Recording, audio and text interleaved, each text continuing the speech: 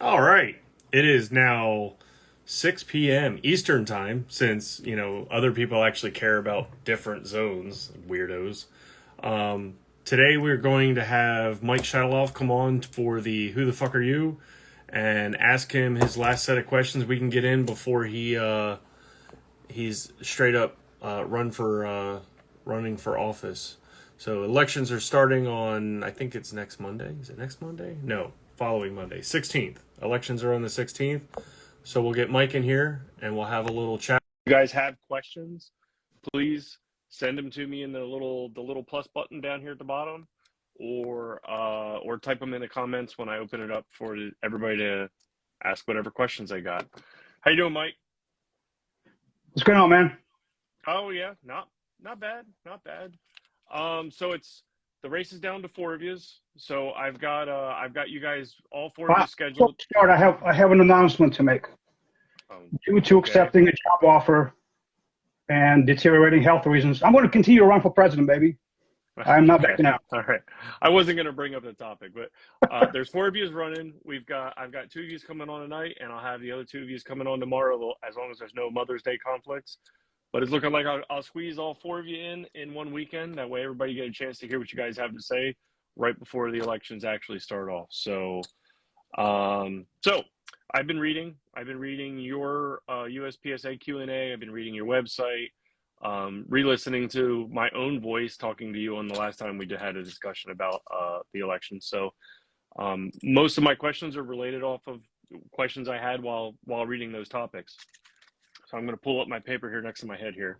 All right. So one of the first question I got for you is you mentioned on both that you're a CRO, that you have the endorsements for Multi-Gun and Seal Challenge and stuff like that.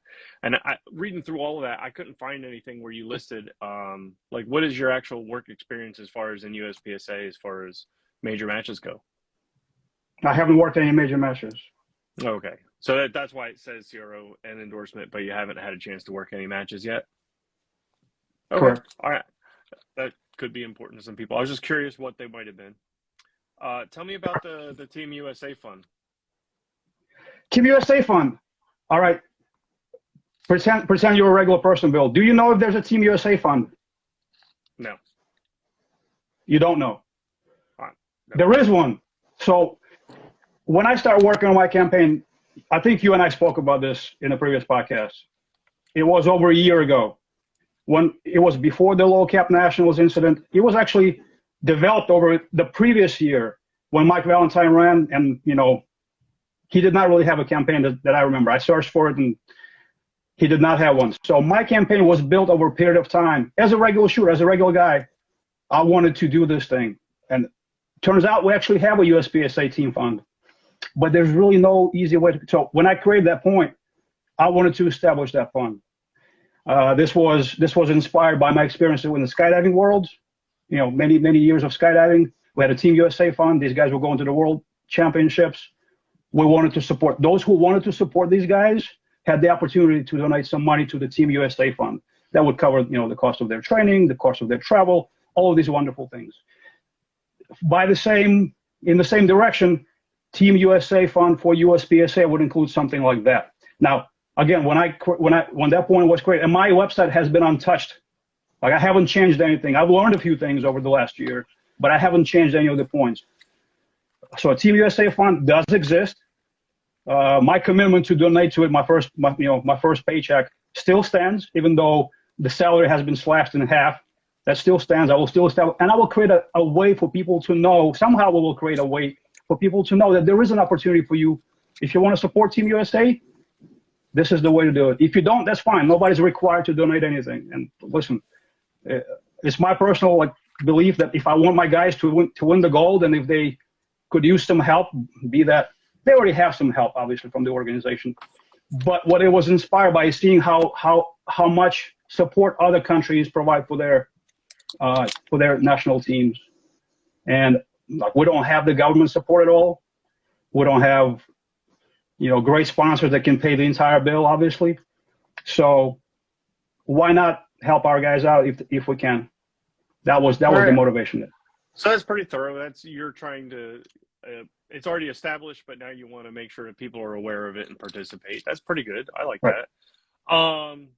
So you've been vocally critical of the dues being raised, or the discussion that was brought up about the dues being raised. How do you think you can help with that topic if you were the president? I don't think I've ever been critical of the topic. I was critical of the approach of. We don't even know if the dues are going to be raised yet. I don't have that information. Maybe you do because you have the inside information. I don't know. You tell me. I think there is some logic to raising dues due to just listen. It's the same fee that we paid over the. Honestly, I think $35 a year is. It's not even a box of ammo these days. Is it still $30 for a box of ammo? Well, we all wish. It does not. Well, I don't reload, so I have to buy my own ammo. If there's a legitimate reason due to the services that we provide to the membership, like if you can justify logically, the reason why we have to raise our dues because the services that we are providing now are costing us more. We cannot cover the cost of those services. What are some of those services? Well, and it's been a part of my thing, printed rule books. We went away from that, right? So on my website, I had printed rule books for a year now. Finally, organization made it happen. We have to buy that rule book. It's $10. I bought 6 of them for my matches. In my range box, there's a rule book for every stage. That's a service. That's actually a membership service. So on one of the podcasts I was listening, and I remember somebody from the leadership structure, we cannot charge members for membership services. So now we're charging for the very core service that we have, which is the rule book, right? That's number one in my book. That's the number one thing that we provide to the members, besides the classification system. We are charging $10 for that. So if we raise the dues by $10, but we can provide a free printed rule book, why not do that? Okay, Again, so this is just my personal view on this. So you don't think that the digital rule book is adequate for providing the rule book for the sport? I love the idea of the digital rule book, and I've used it, and I am using it. However, sometimes you're at the range where my app does not load it correctly. And I actually had this conversation. One of the matches I was, a few months ago, I had to quote a rule for disqualification, and I had to scroll through the book that wouldn't load, and we spent 10 minutes so I can justify to the range master, the match director, that's the rule that I'm calling, right? If I had that printed rule book, it's so much easier for me to have that rule book in front of me and quote that rule. And another personal experience from a few years ago. I think our common friend Mark Evans educated me on the. I didn't know who he was. He educated me on a rule about the wall change. It was a recent rule back then when the rules were changed to the wall. And he opened the book. This is the beautiful thing that he did. We talked about it. He goes, "You sure about this?" He walks to the. It was an Anselani. He walks over to the range box. He opens the book on the right page. He goes, "Mike, come here." He points at the rule and he walks away. I read the rule. I'm like, great. Now I know. So digital rule book is amazing and is great, and it gets us into the next century. But there's something about a printed rule book that makes it easier for me as an RO on that stage right there and then to pull it up. I personally prefer it. Now, okay. I'm glad that there's an opportunity for me to buy it. I bought 6 of them. I'm going to buy 2 more. But your I like the idea of printed rule book. The printed rule book is one of the membership services.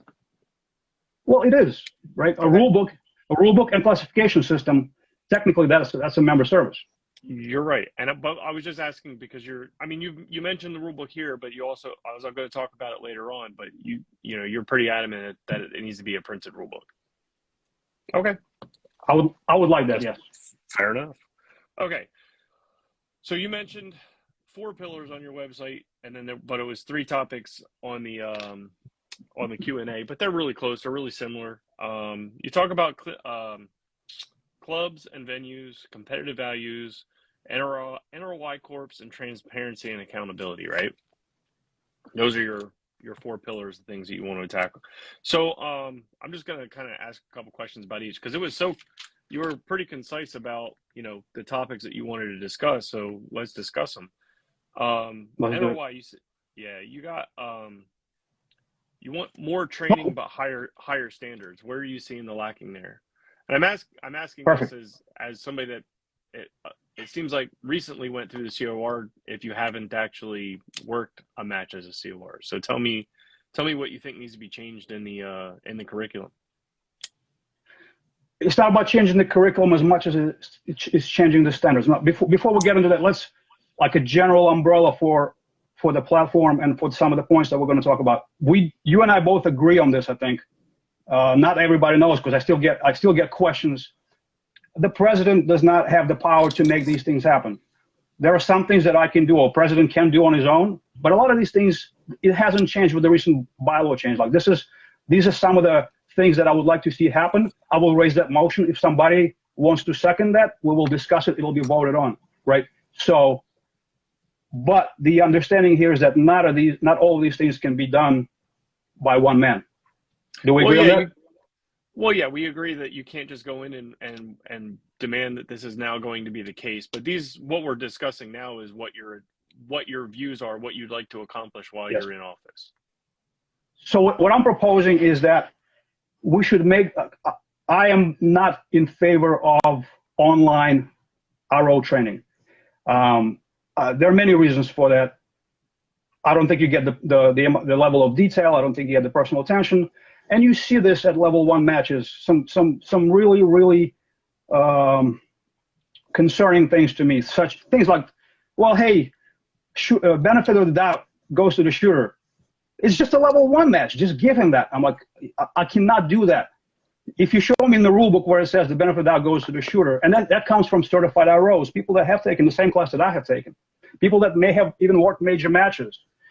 I have seen some of these things being said at major matches, specifically at level 2 matches, where an RO would say, I'll give you this. I'm like, listen, I didn't say anything, of course. And I've observed this so many times. So over a period of time, what I'm saying is we're not changing the curriculum. The curriculum is great. I love the class. My instructor was great. He was engaged with the audience, people who were willing to listen.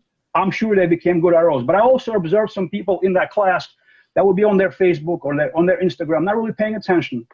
When the instructor would call upon them, they would get up and he would ask them a question, and they would say, I don't know. It's clear to me that you don't know, but think, what happens if you're working a match, local match, major match? What's going to happen? So what I'm saying is we're not changing the curriculum. What we're doing is we're tightening the passing standards. Right now, the passing standard is you get 3 tries with an open book exam. I think that's ridiculous.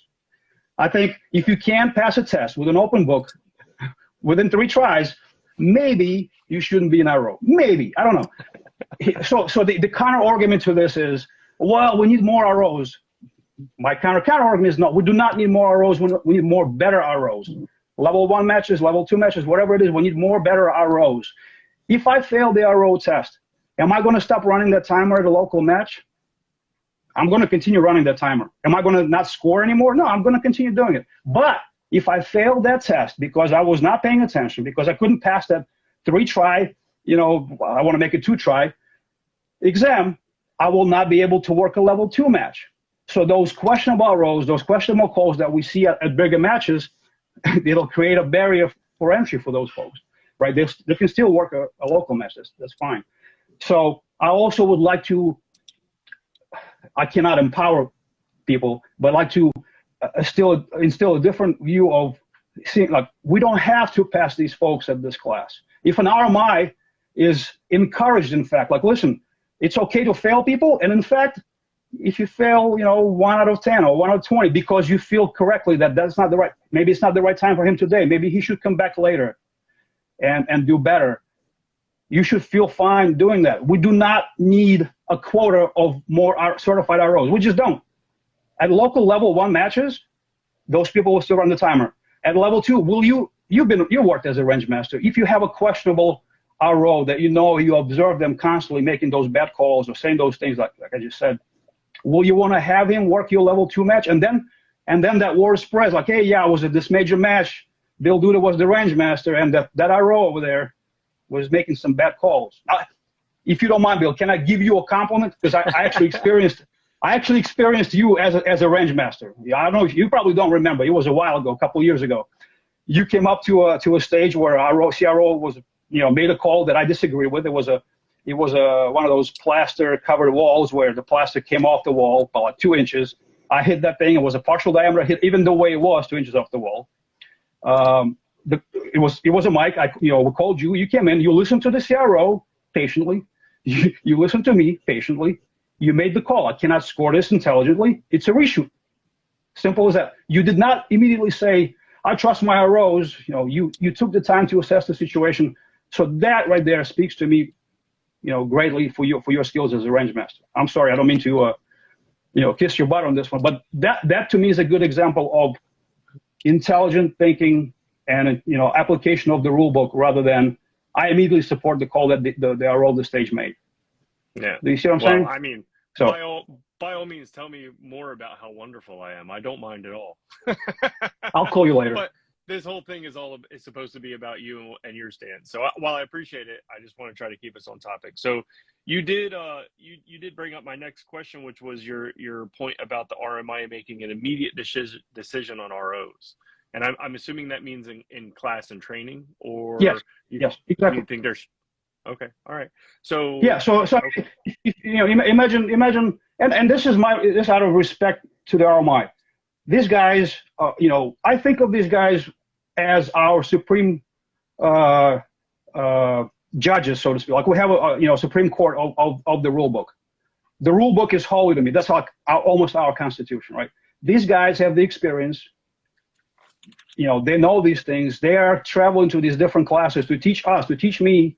I volunteer for this class, right? I'm paying whatever nominal fee that I'm paying for this class. That means I want to be there. That means this guy who's standing in front of me, who's giving me his time to educate me, to make me a better RO or better CRO, I should give the same level of respect and the same level of attention back to the person who's standing in front of me. If I'm there on my Facebook through the entire class, if I'm not, even with the help of the RMI, if I'm not making the right calls in the class and I'm observing it for 2 days, I feel that the RMI should be able to say, hey, listen, take them off to the side. We watched you, I watched you, and I don't think it's the right time for you right now.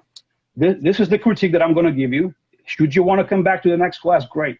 But right now, I'm sorry, the decision is it's not the right time for you to be an RO. Sure, so that's what I think about the immediate decisions on. So that's something you'd like to see done. I got you. Okay, so let's move on to the next of the 4 points was the transparency and accountability. You talk about greater detail in the board minutes, and you say that this was written before a lot of changes have been made, and they've been doing a lot better with the board minutes recently. Do you think there's still room to improve there? Or do you think they're doing a good job now that they've changed things? I think there's definitely been some improvement in this area. I think, of course, we're not expecting a book to be written after each meeting, right? But at the same time, if you read, and I've done the research. I went and I read the IPSC board meetings. I read our old board meetings, and so you can kind of sort of see where we were, where we got, and where we're going now. So there's some coming back to where we used to be. What I'm suggesting is that, yes, of course, there's going to be executive sessions, but if my job is now greatly reduced as a president, it's a part-time job, I don't have to do certain things anymore, which is not a bad thing. I can dedicate a little bit more time. So after each board meeting, I can go, if it's not, and it's one of those things that the president can do without getting the support of the board. I can jump online just like you and I are doing. I can do a live, and I can go through the board meetings when they're published and say, okay, so during this session, this is what was discussed. This is what the topic that was brought up. These are some of the details that we discussed. If we can't give more detail within the actual minutes, we can have this follow-up session. This could be one of the podcasts that USPSA does at this point. Have one of the board members be on that podcast and go through each minute line by line. There could be some tough questions. Listen, if you and I want to do it, hey, this is what we discussed. And you're like, well, I'm thinking on my feet. Well, why didn't you think about? Well, good point. We can discuss some of these things. That creates more transparency, creates more visibility, accountability. Accountability comes from certain votes. So if we brought up a topic, if let's say one of these, so again, these are some of the initiatives that I can put on the table. If somebody seconds it, we can vote on them. If I bring up this initiative and I have this mandate that I ran on and people voted for me and they like these points, when I raise this topic at a board meeting and I get 5 yeas and whatever, how many don't want to vote for that, that's the accountability level that we have. So hey, listen, guys, I ran on these points. You voted me in on these points. You know where I stand. Your area director did not agree with me. Communicate with your area director and say, we voted for this guy on this specific point. He brought it up. Why did you vote no? Why did you vote against that? That's the level of accountability I'm talking about. Okay, no, that's a good point. So, you also talked about wanting additional visibility on the votes and discussions. Explain that one to me because I mean all of the votes are in there from each director and the president. So help me understand what you're going for there. Well, that was just I was just talking about. So if a discussion is raised either through a member request, so if I write to my area director and say, hey, listen, raise this point at the next meeting, he agrees with me. He said, I'm going to raise it. If it gets seconded, now it's up for a vote. Okay. And you see other area directors. So the guy who is in that area can hold that director accountable and say, why? That's the visibility, the accountability, and more transparency on the voting process. I got you. I didn't make the connection there, so no, you got it. I appreciate that. So clubs and venues. I got a little. There seems to be an initiative here hidden in this topic, and you said if a club is having an issue or something, they can choose to offload the setup and management to USPSA approved vendor. I didn't understand that. Like having somebody where the setup crew could be a USPSA vendor. So that's one of the ideas that I had in my mind after watching you actually supporting the matches. And by the way, an excellent discussion with the club, directors recently. You had how we can support the matches better. I really like some of these ideas, and I would love for you, to talk to me as a match director later down the line. We can connect on this. But the idea is quite simple, actually. So, and again, I was using you in my mind as an example of what that vendor. So you already go into matches and you're doing the Wi-Fi, right? You're doing the scoring, you're doing the banners, you're doing a lot of support for these matches where you travel and you provide them with your work, with your expertise in certain areas where not every match director has the right expertise to operate a tablet. Not every match director, like I have a team of people that help me with, I can do all these tasks, but I can delegate. So I have a guy on my team who helps me with the practice court tablets. Now, if it's a major match, I have the club that has 8 bays, 9 bays. I can host a major match. I don't have enough equipment to host a major match. I don't have enough tablets. I don't have enough infrastructure. A vendor, potential like yourself, who wants to develop his business further, can have a trailer, and within a certain radius of his area, he can support specific matches. So if I want to host a big match, be that level 2 match, level 3, whatever it is, I don't want to buy additional poppers. I don't want to buy additional equipment. You have a core set of equipment that you can take to a match like this. So I give you a call, Bill. Hey, listen, I'm hosting a 9-stage match tomorrow. This is what I have. This is my manifest of equipment that I have. I want to run some of these stages. You have tremendous amount of experience setting this up. You're like, hey, Mike, you're going to need this. You're going to need this. You're going to need this. I have all of this. For a fee, I can come. I'll set up your Wi-Fi. I'll set up your practice score. I'll set up your stages with the help of some of your guys. I have a core set of guys that are going to come with me and help me potentially, right? What that does, it removes the ownership of that equipment, the maintenance, the ownership, all that heavy work, removes it from me. It offloads it to you. You are able to recoup that with your whatever the fee is. And I'm saying USPSA can subsidize some of that, right? So if it's a three-way point here, right? How do you support these local matches? How do you support the bigger matches and the guys who are trying to run some of these matches?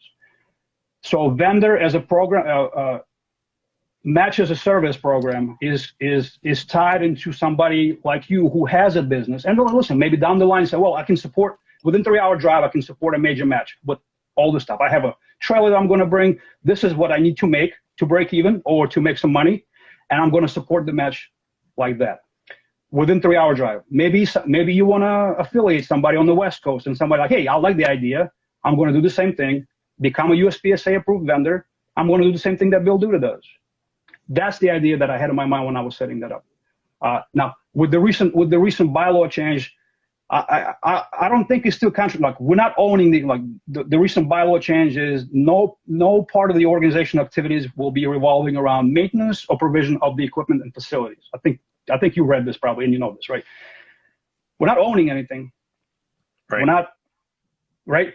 Why? So think outside. Like the reason why I like your podcast about match directors is you guys are thinking outside the box, and that's I think what we need. We're a small organization. There's not a whole lot of money that we can pay other people. So these creative approaches, these different ways of thinking how we can support because let's face, like, who's the most important person in this entire structure? What is organization? Who are we within that organization? By definition, organization is a structured entity and its employees. And the structured entity is the board of directors, other directors and national directors, and the employees of the headquarters. If tomorrow, and let's do this thought experiment, Bill. If tomorrow the organization disappears, you and I match directors, are you going to stop running your local matches tomorrow? If USPSA organization disappears? No, I won't either. I'll just run a hit factor match. The fee is going to be the same. I won't have a classified to run. I won't have any fees to send to the organization, but the matches will continue. The sport of practical shooting will continue. Now let's flip this coin. If tomorrow all the match directors are gone, is the organization going to exist? No. Exactly. So who's the most important person within this structure of the organization? The match directors. How can we support them? So that's why it's my number one pillar. And I have some other ideas to support match directors. I actually bounced some of these ideas around in the last couple. So we have national slots that are distributed through section coordinators. Section coordinator gets his, based on the activity of the club, he gets his slot. And again, I don't think a lot of people understand how some of these things work, and so it's good that we're having this discussion, even in general purposes. Section coordinator gets those slots. He distributes them how he sees fit, how he sees it fit, right? I say, if you're a match director and you produce a quality match and you have more than 60 shooters per match, or whatever the criteria that we set up over a period of a year, you generate.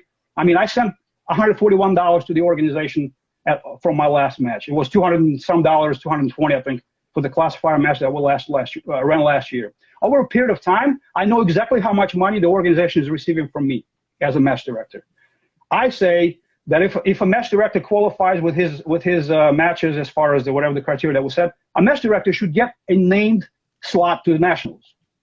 Whether he wants to take it and go to the nationals, whether he wants to give it away to somebody else, that's his business. But that's how you recognize that match director, because we can't pay him. And listen, let's face it, the matches that I host are at a sportsman club. All that money, that was one of the things that got me running against Mike Foley, because he was on a podcast and somebody asked him this question: how can you help the little guys? How can you help? And he says, well, where else can you run a match and put $1,000 in your pocket? And I'm like, all that money goes right back into the club. I get nothing. And sometimes I actually spend, some of my money and don't get reimbursed for some of the last minute equipment. So if a match director gets rewarded, gets recognized first, I think I said it, how do you recognize these people? You show them the respect that they deserve, because they are the reason why the organization exists. They are the ones who are running the sport of practical shooting.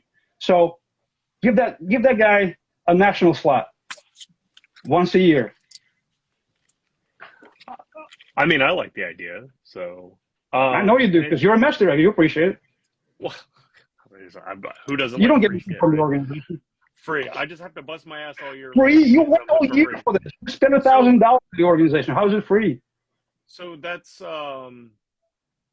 so you talked about wanting to do roundtables for the section coordinators and the match directors and stuff like that, and that's obviously along the lines of this discussion.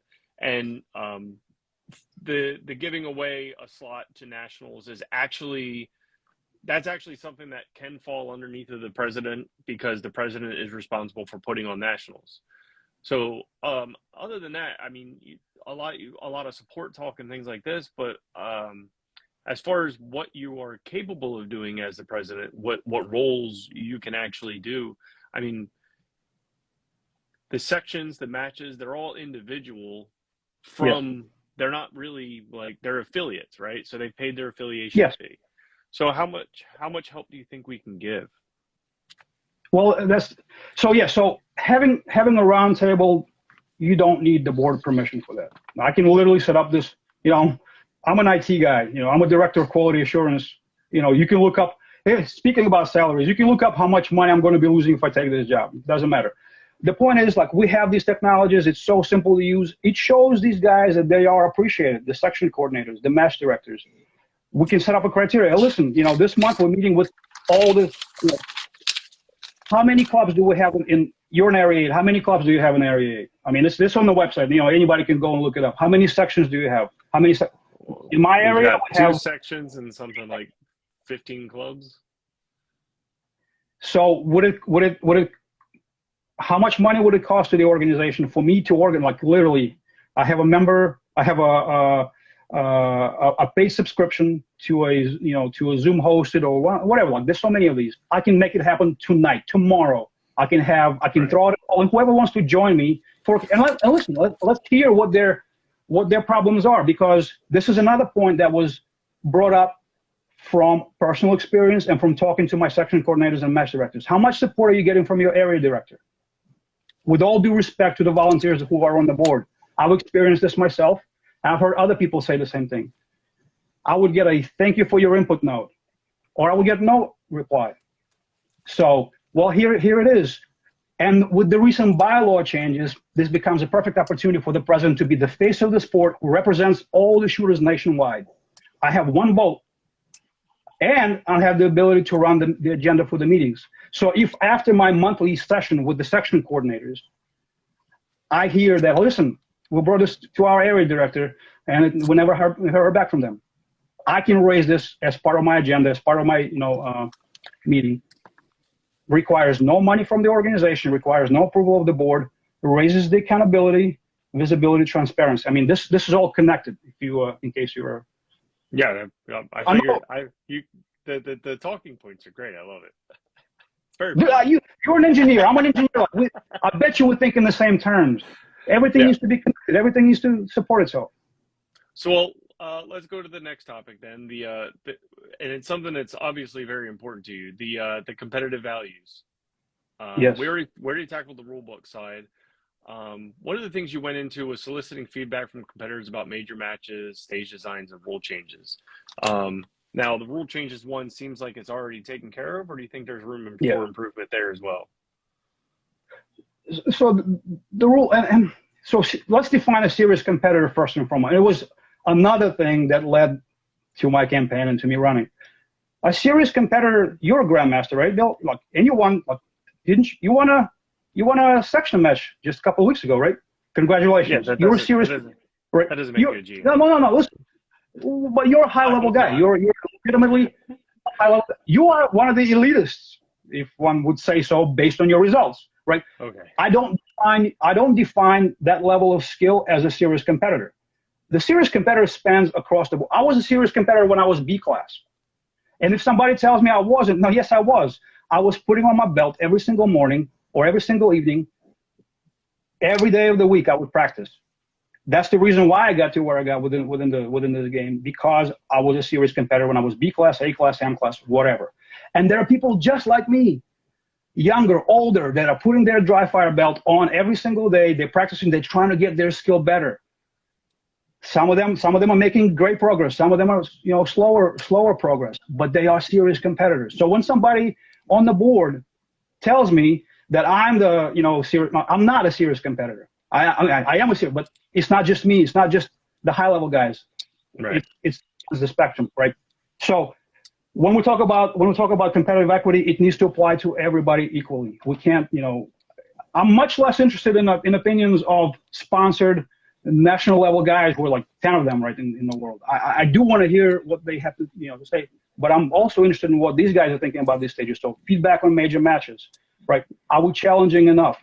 I heard a national champion say about a national match, well, anybody can shoot fast with me on these closed stages, but when it comes to technical shooting, they can't hang with me. I'm like, yeah, I understand what you're saying. So did that match challenge that guy equally as he challenged the C class, the B class guy, who is a serious competitor by definition I just gave you? Well, that's I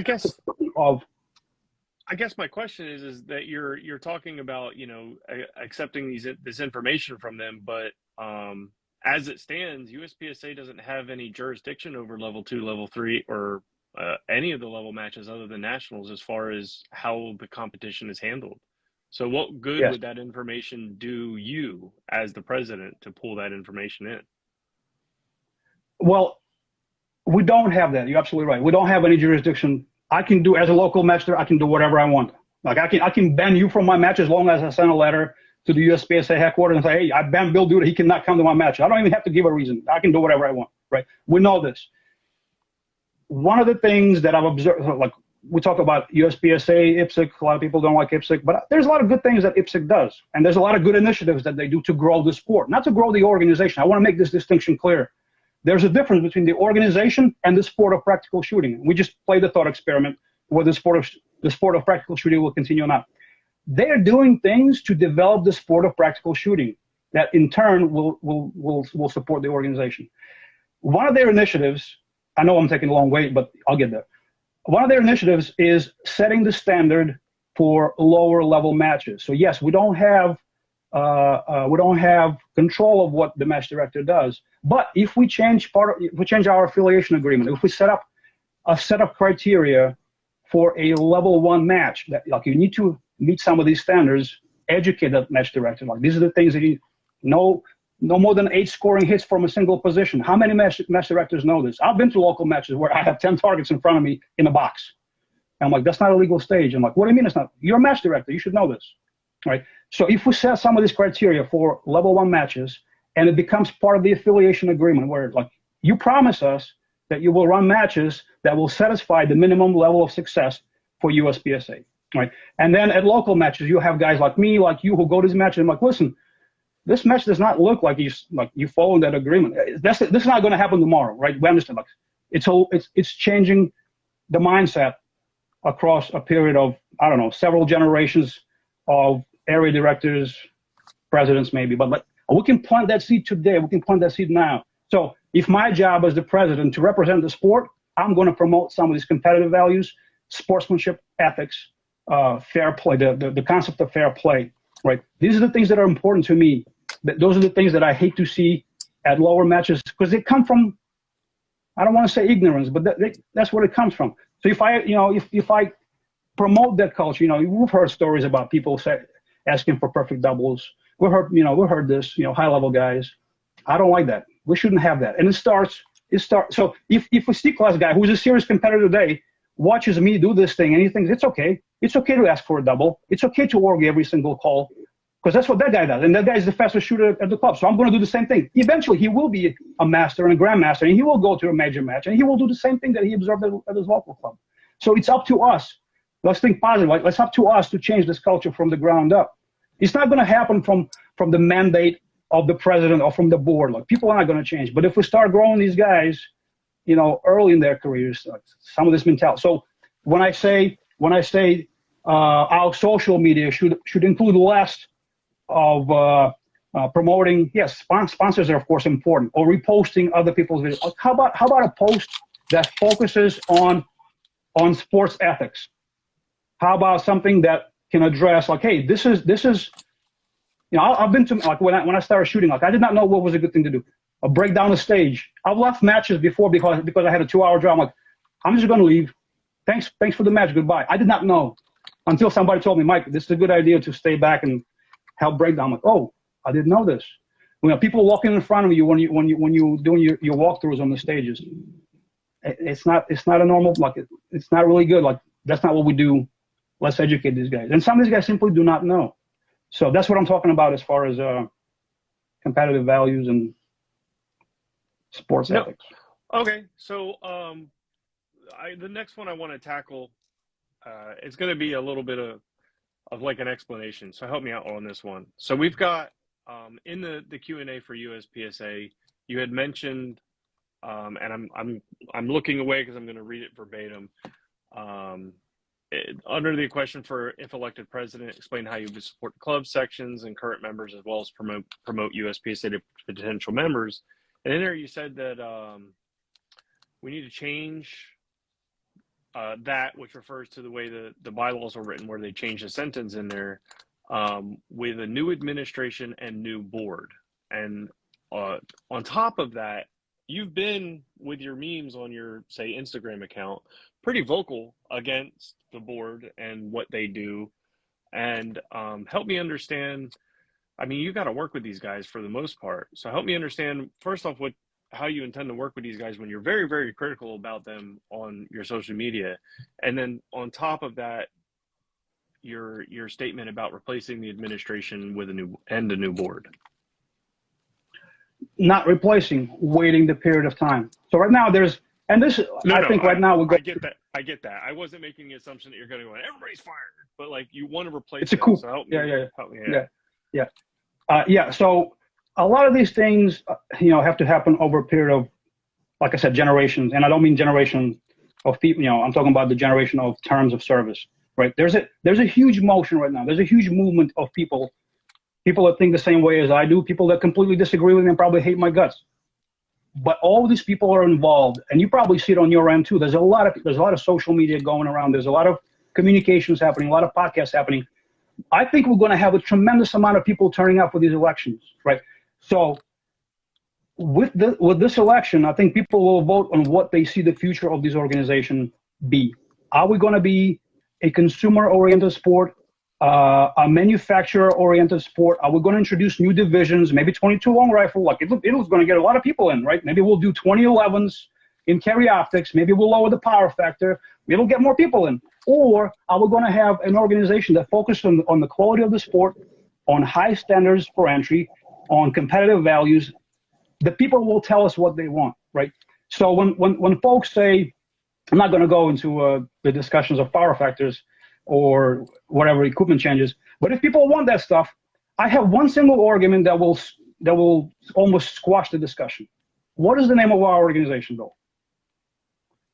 I'll answer. I'm not. Are we really going to play the asking me questions thing? I'll answer. USPSA/IPSC.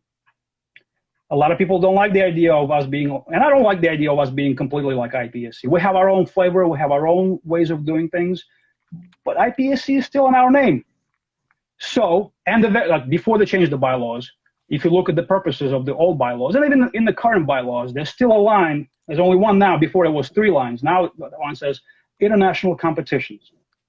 When we go to these international competitions, what rules are we going to be competing by? IPSC rules. Are they going to have flashlights there? Are they going to have lower power factor there? Are they going to have whatever it is that we want to invent here? Do we need these new divisions in order to if we want all of those things, the answer is we got to remove IPSC from our name. That's very simple. You petition your area director, the motion, and it's going to be a tremendous change to make. It's like changing the Constitution of the United States. But then you're opening up the floor to like, hey, 22 long rifle division, why not? People want it. So now we're a different type of a sport. We are no longer under the IPSC umbrella. We don't have to follow their rules at all. We don't go to their world meets. We don't care. We're our own thing. But that discussion immediately, like I understand the logic behind all of these questions. Yeah, it's safety, it's this, it's that. It's also lowering the bar to entry, right? And if we want to have that, then let's change it fundamentally and not just put these band-aids on the process. But so your current view of the administration is administration being the board of directors, the current board of directors is, if you were to say like something quick, what would you? Are they doing it? They're not doing a good job, is what it seems like. Your opinion is they're doing the best. I really think every single person who ran for this position ran for it with pure heart. And the motives were pure.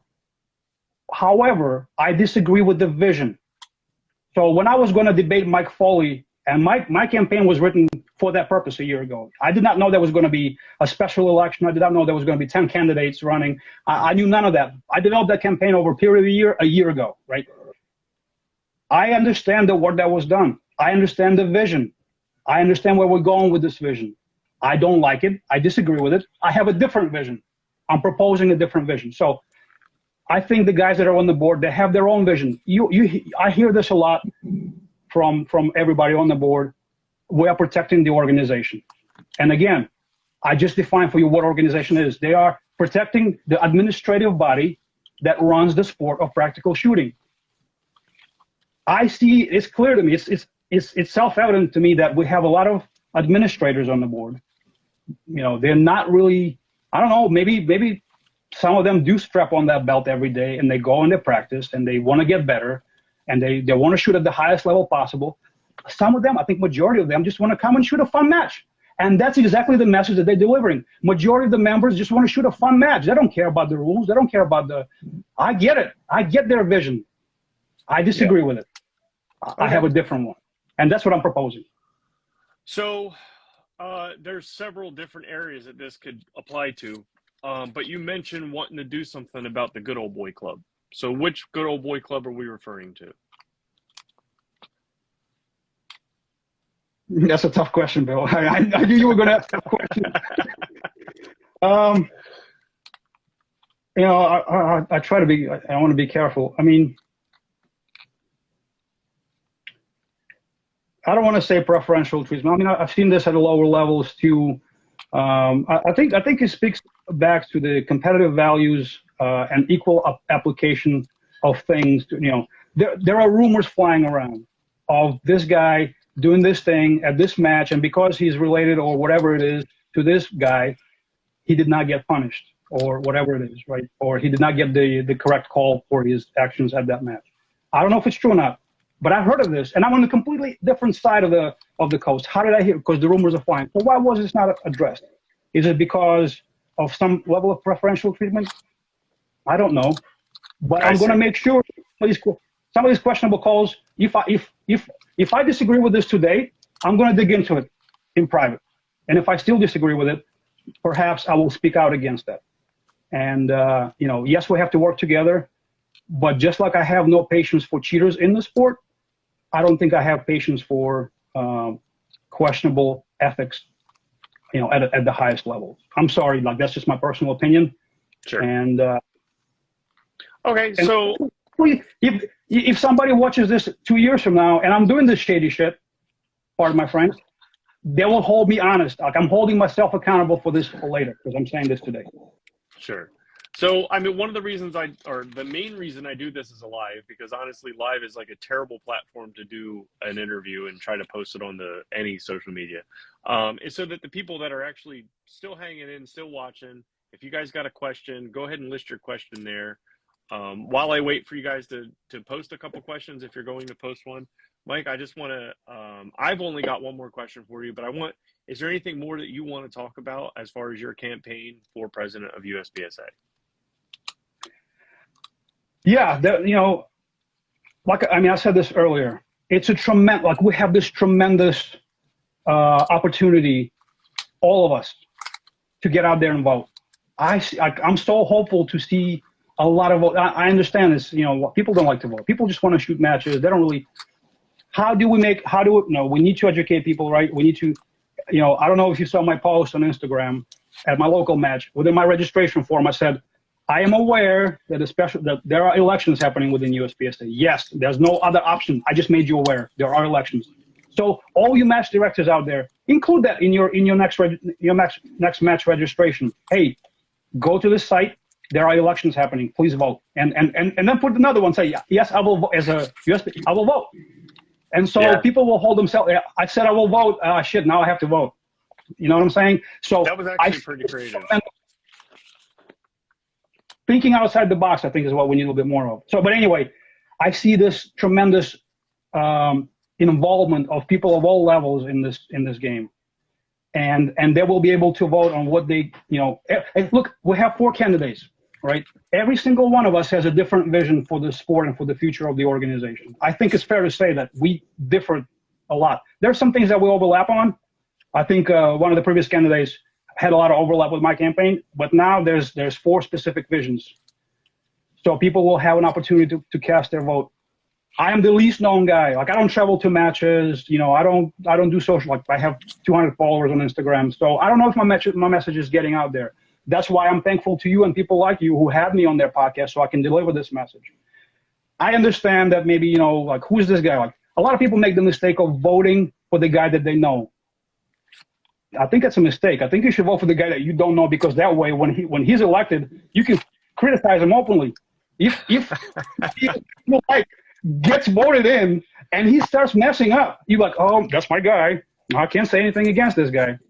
So what I'm calling to people is don't vote on or maybe vote for who you know, but ask them, hey, what are you doing about this thing? Like, I don't really know Mike Shatalov. I don't really like the guy, but he has this great point about how he's going to help me as a match director. What are you going to do to help me? I like what he's idea. Will you do that thing? And hold him accountable later. There's going to be a lot of people voting. I'd like people to be educated when they vote. And I think you're helping with that with your graphic design. You're posting it everywhere. I think tremendous amount of work. spreading that knowledge, spreading that information out there. So I'm Sure. excited to see the, you know. So we had a question come in, and it's going back to your discussion about the competitive values, and when we were talking about soliciting feedback from competitors, and you went into a little bit about a serious competitor not being the GM, right? And his question is, how do you pick who is worthy for your serious competitors? Oh, that's a great question. We actually was one of the podcasts I did on it. Specifically, a serious competitor is somebody who's interested in elevating their skill by practicing, by committing their time, by doing some, you know, by having some sacrifices. I've sacrificed things. You've sacrificed things to get better at this game. You don't get to a level of master or grandmaster by chance. You have to put in the work. It starts with the B class guy. It starts with the C class guy. Nobody starts a grandmaster. So to me, a serious competitor is anybody who's serious about the game, serious about the rules, serious about the politics, but primarily serious about raising their skill set. So they are the ones putting on that belt every morning or every afternoon or whatever it is, doing live fire sessions once or twice a month minimum, going to major matches. Look at me. I know I can name people right now. I don't want to do that, but I can name people. I think the direction the question is going is the guy that attends his local matches every month but doesn't practice. Is his opinion worth less to the organization? No. To the organization, I don't know. I can't speak for the organization.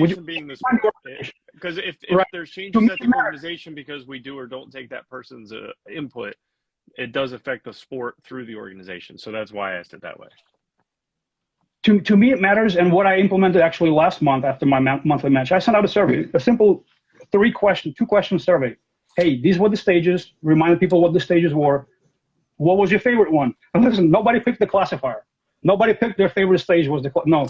It was all nicely designed courses that were actually inspired by me. And this is another thing that I'm trying to instill. I travel to major matches. Vast majority of my local guys will never go to a major match. Well, I hope they will, but they're not going to a major match. But I can bring those stages. I can go to your match. I'm going to one of your matches that you're sponsoring, I think, next month. There are stages that I like. I watch videos online. Hey, I want to set the stage up at my local club. There's the rule book, or there's the match book that's available to me. I can set it up. I can give these guys a flavor of that major match, something that I enjoy shooting. So I sent out the survey. I got the responses, and I'm asking specifically. The second question was, what type of skills would you like to see challenged more? And my feeling is some folks will say, I don't want any low ports. I don't want any. I just want to blast the targets. Well, but a serious competitor will say, hey, I want to be challenged. I want to see more strong hand shooting, or I want to see more movement. I want to see more ability to shoot targets on the move. All the things that you and I know, these guys want to experience at a local match. That's a serious competitor. So by submitting that feedback of a regular level 1 guy, I know what to set up for him next month. And that's what I'm going to do. Okay. All right. So it matters to me. I don't know if it matters for the rest of the organization. Sure. So the last question I have is related to the election itself. So the way that the bylaws are written, there's 4 of you running. If one of you does not make it to 50%, then we have to go into a runoff election for the top 2. And that could be one guy has 45% and the other guy is 18%, and we have to go into runoff election.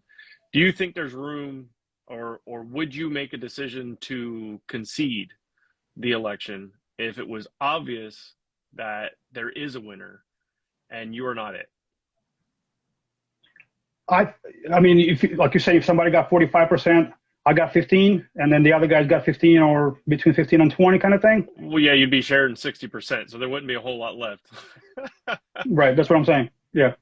I mean, if I'm getting 15% and the other guy 20, I'm not even going to be in the runoff. But if I'm at 20 and the other guy's at 45, I think it's a fair decision to say, yeah, that looks like a clear winner. What I'm asking, because it would be the top 2, whoever they are. I'm asking if there's an obvious winner, because there could be an obvious winner with it just being and not be able to hit 50%. Would you concede the election?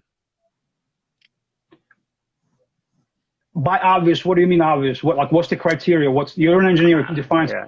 Oh, you're right. We're all nerds, right? So it's hard to quantify this. It's not really. I mean, if somebody's winning over top of the other 3 people by 5%, that's based on how many votes we're expecting to get, that could be pretty substantial.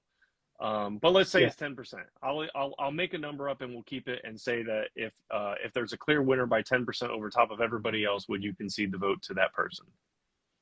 So if it's a 10% margin, what are the other guys like? Once they're out, are those votes going to translate to me, and are they going to add to the 10%? No, this would be. Are they going to give me an opportunity? This would be we had one vote. Somebody has 40%, everybody else has 15%. That's Yeah, the extreme version, easy yeah. math for me. Yeah, exactly. So that's what I was asking for. Like, would you concede? That doesn't get piled into everybody else. Everybody, the obvious non-winners would all concede. Is the thing, and we wouldn't have to go into a runoff election. I think that would make sense to me to do so. Yes, I will. Okay. I will thank them. I'm hopeful that they will pick up some of the things that were painful to me and made into my campaign. I'm hopeful that they will take some. And listen, the campaign is out there. If somebody likes those points and they want to, I don't want to say borrow, like just take them. Like they're free. If you want to work on those things, that's great. You know, and if I can support you with some of my ideas, because when some of these ideas are going to start being implemented, I'll reach out to some people. You might be one of those. I got a list of names of people that I would like to reach out for knowledge, for help. A lot of these vocal guys that are on the internet, like it'll be a litmus test. If you're a vocal guy on the internet today, and I win tomorrow, and I reach out to you and I say, hey, you so and so, come sit down with me. Let's have a conversation. Let's come up with some ideas and help me get this done, because we don't have the money to do this. Like we are in whatever situation we are in. How can we make this happen? Are you willing to do some work? Would you like to help? I can't tell you anything, but like maybe you want to help out. Come on. And if they no, then we know whether was it coming from the heart or was it just so. Perfect. All right, man. Well, thank you. We've reached my made up and Instagram issued 1 hour limit, but thank you very much for coming on, and good luck in the election. And again, my big thing is also just getting people to vote. So I like your creative. I think I really need to get out there and push that out to some more match directors, so maybe we can make that happen. It's a whole month worth of voting, I think. It's at least 2 weeks. So I want to learn. Honestly, outside of this election thing, let's talk, match director. I want to learn from these things because I'm running local matches and I want to make them better. And I'm implementing some of these things that I'm seeing, with practice court. Hopefully I can make this happen at a local level. I can bring this to our matches. So I would be interested in participating in some of these discussions if you'll have me. Oh, sure. Absolutely. Right. Once the elections are done. So I'm not showing favoritism Yes. to anybody. All right, buddy. 100%. Thank you so much for coming on. Have a good evening. You too, man. Thank you.